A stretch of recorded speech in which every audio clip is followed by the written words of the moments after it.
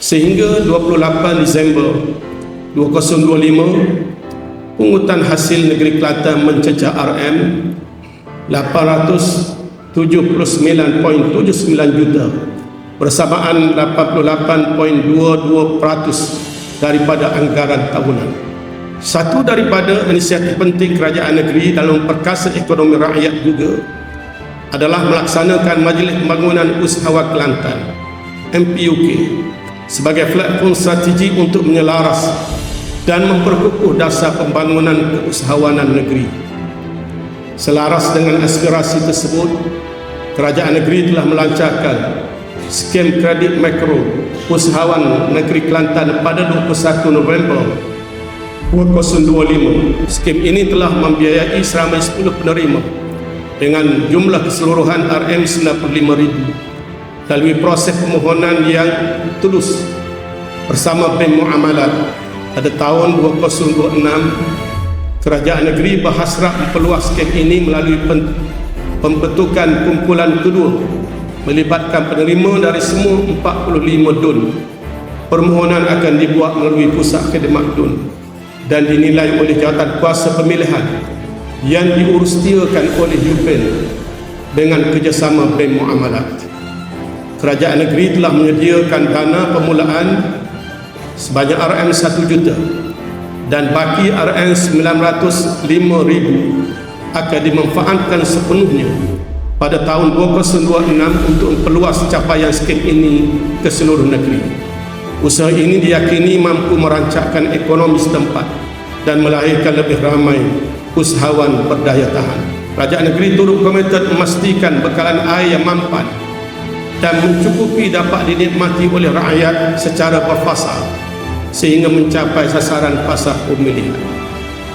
Antara projek utama termasuk pembinaan LRA Tuk Bali 50 juta liter per hari dan LRA Macang 1 50 juta liter per hari.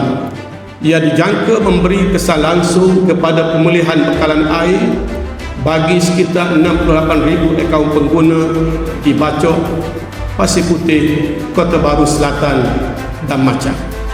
Tahun 2026 merupakan tahun yang sangat signifikan dalam lanskap pembangunan sukan negeri Kelantan.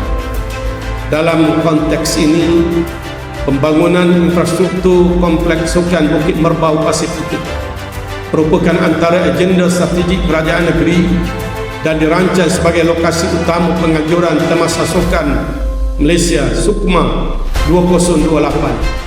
Sehingga kini prestasi pembangunan infrastruktur telah berjalan seperti mana jadual yang ditetapkan bagi membendung penyakit sosial dalam masyarakat secara menyeluruh dan berterusan.